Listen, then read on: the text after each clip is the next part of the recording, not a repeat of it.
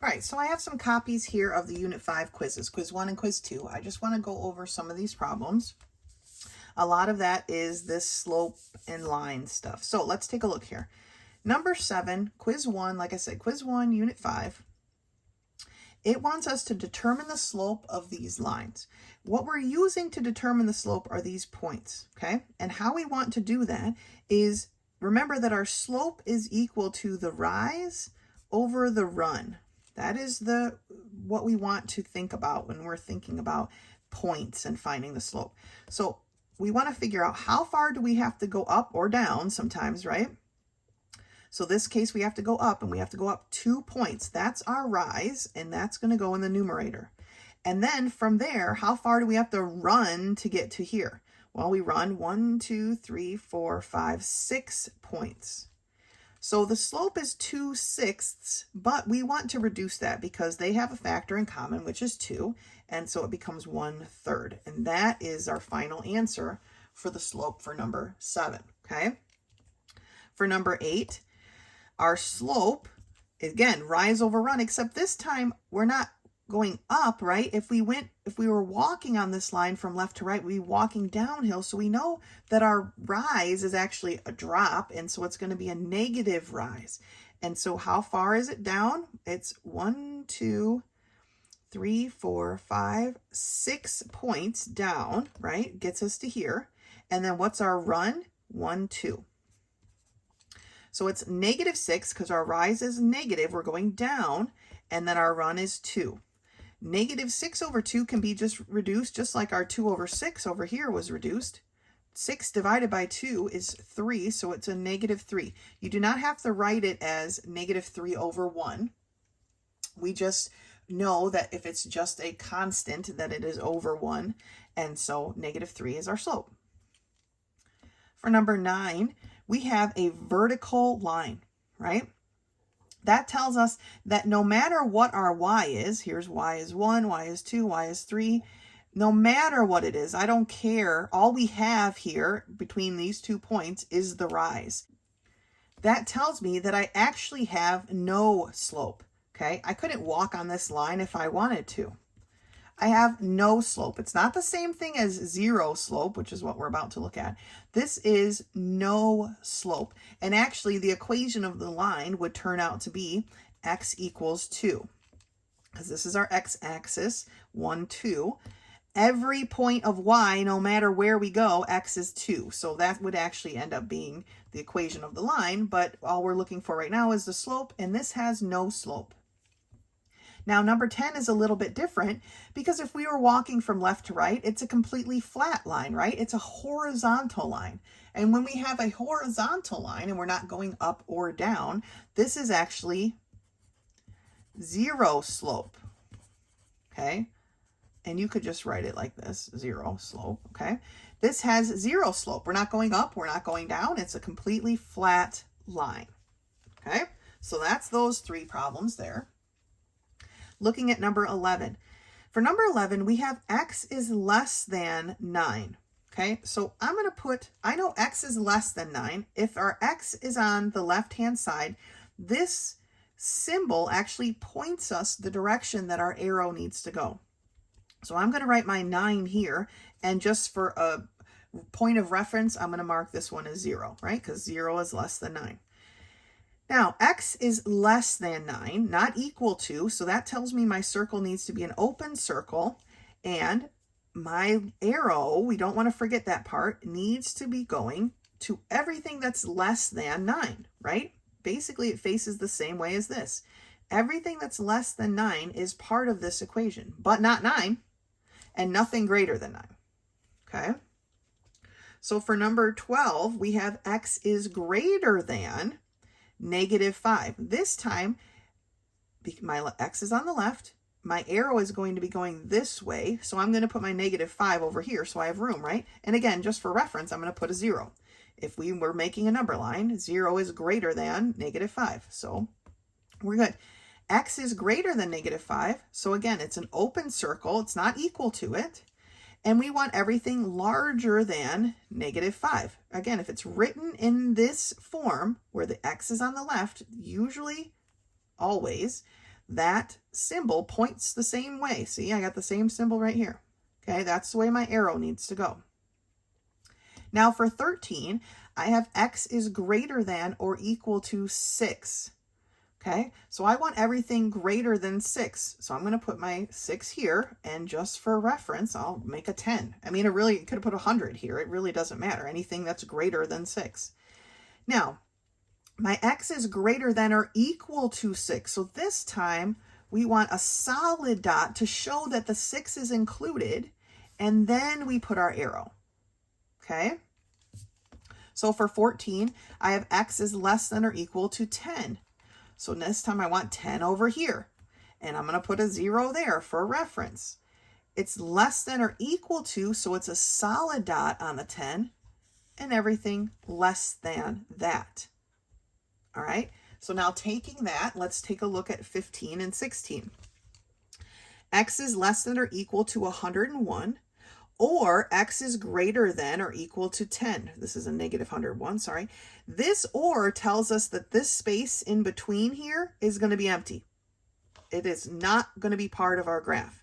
So I'm going to put the smallest number here and the larger number here. Then I'm going to do this part. X is less than or equal to 101. So that tells me it's a solid dot, and my arrow is going to go this way. X is greater than or equal to 10. So solid dot again, but this time my arrow is going to go this way. The or tells me I'm missing a chunk, and that's that chunk in the middle. But 16 isn't an or. It is an and, because they're both connected with this x, okay? But again, I want my smallest number on the left and my larger number on the right, except this time I want what's in between. The x is in between them, so that's what I want. So I really just need to determine, do I have solid dots or open circles? Here it's greater than or equal to, so that's a solid dot. And here it's less than or equal to, so that's a solid dot. And then x is everything in between. So I just connect the two dots. Okay, I hope that makes sense. I'm going to turn to page 2 of quiz 1. Okay, so we just did 15 and 16 where we graphed these. Now they want us to write what these are equal to. Okay, I have a hole. That tells me that this is an or. So what is this, first of all? Well, this is x is less than 37. Okay, the 37 comes down. X, my arrow is going this way. Here's the same arrow, right? X is less than 37. It's an open circle, so there's no equal. Here, my x is greater than. This arrow is going to the right, so is this one, right? Greater than 93. Okay, you see that relationship? All right. Next one, number 18. This one, I don't have a missing chunk. This is my and, so my x is going to fall in between. Now I need, when I do these, let me go back to this one. When the x is in between, the symbols face the same way. So see the little arrows, if you thought of these as arrows, they're going to face the same way, whether it's pointing to the left or pointing to the right. So that's the part we need to figure out. I know there's a 46 here, right? And x is greater than that 46. So because x is greater than the 46, I need the opening of this symbol to face the x, right? The opening goes toward the bigger part. Well, x is bigger than 46. But x is also equal to 46 because it's a solid dot. Here on this side, my x is less than the 64. It's not equal to, so I'm not going to put that. It's an open circle, so it doesn't get the equal. So that ends up being the equation for this inequality. Okay? Now, I'm going to go through, maybe you didn't need help with these, but I'm going to go through these 2 problems here real quick, but then I'm not going to do it on the next test. But they want us to graph this equation using these points. Now, we don't necessarily need to use these points, but they want us to do it for this problem. So I'm going to set up my little chart here, okay? Now, when x is -3, I'm going to put a -3 into this equation. So when x is -3, then 4 times -3 plus 3y equals 9. Well, 4 times negative 3 is a negative 12 plus 3y equals 9. 12 is being subtracted already, so we're going to do the opposite and add it to both sides. 3y is equal to 9 plus 12, or 21.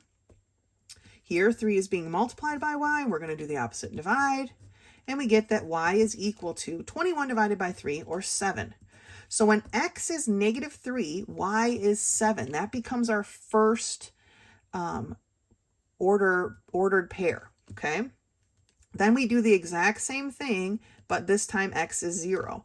Well, 4 times 0 is 0, but I'm just going to write it in there for now. Plus 3y equals 9. So 4 times 0 is 0. It's gone. 3 is being multiplied by y. We're going to do the opposite and divide. And y is equal to 9 divided by 3, or 3. Okay, so when x is 0, y is 3.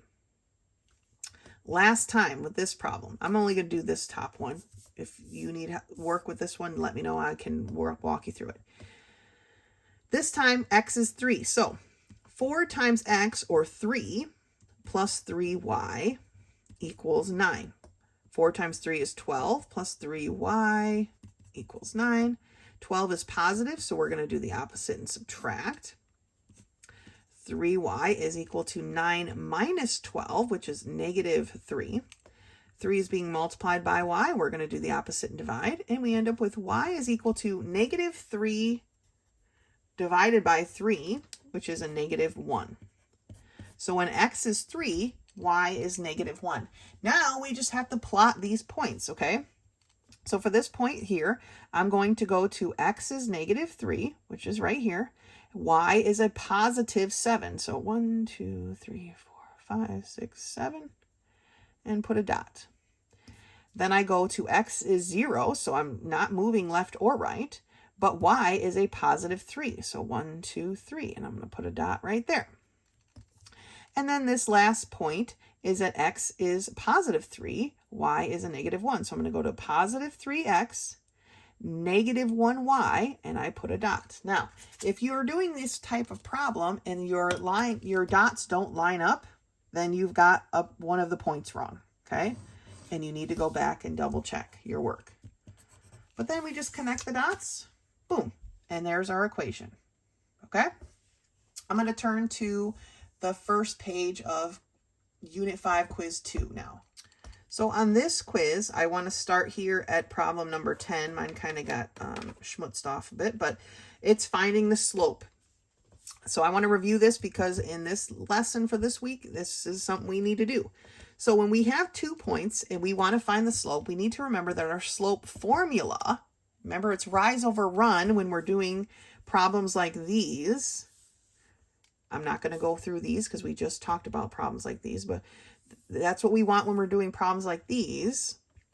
But here we have the coordinate points. So we need to remember that our slope is y sub 2 minus y sub 1 over x sub 2 minus x sub 1. And we're just going to label these. So this first point, I'm going to call x sub 1, y sub 1.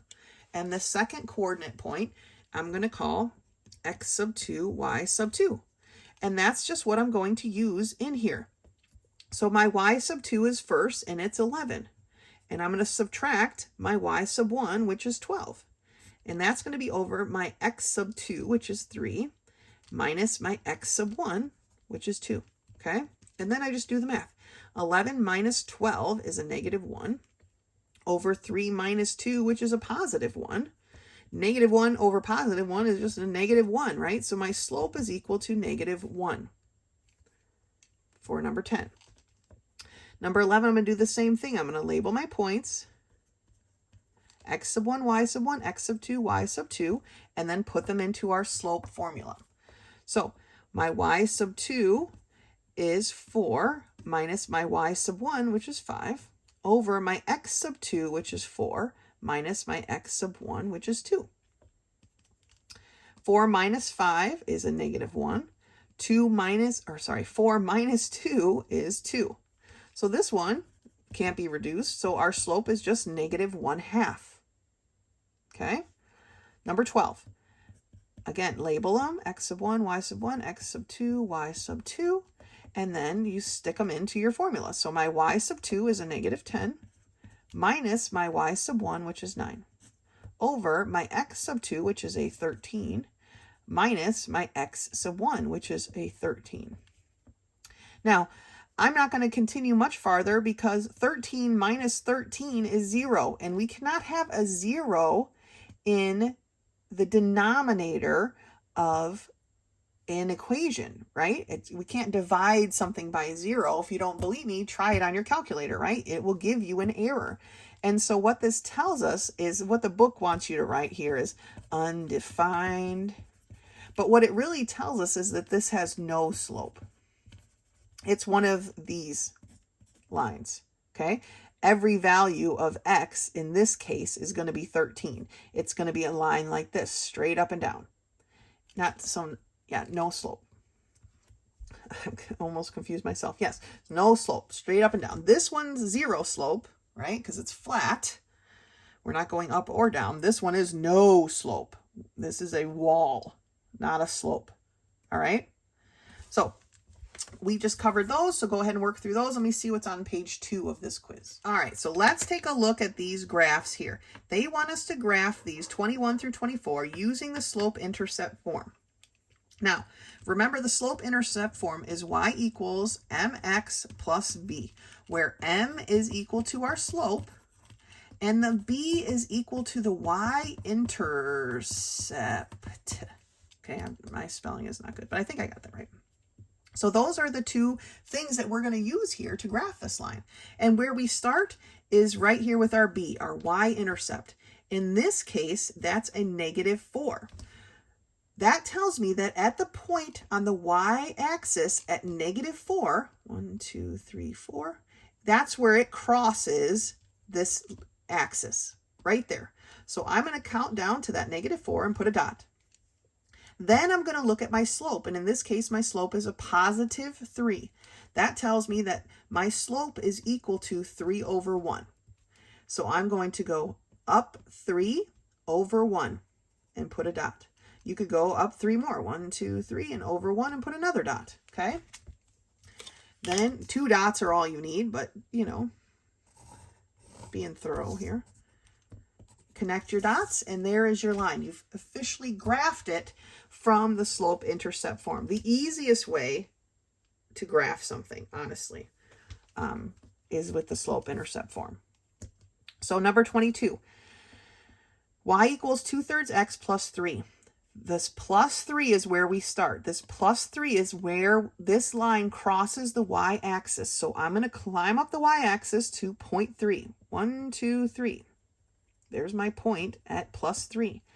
Now I'm going to use my slope to solve this, and it's 2 over 3. So it tells me I'm going to go up 2 and over 3. But if I go up 2, I'm off of this grid, right? So they've kind of done this to test you a little bit. So what we're going to do is kind of the opposite. We're going to go down 2, but instead of going over 3, because that would be not the correct answer, right? We're going to go down 2 and back 3. So it's kind of the opposite.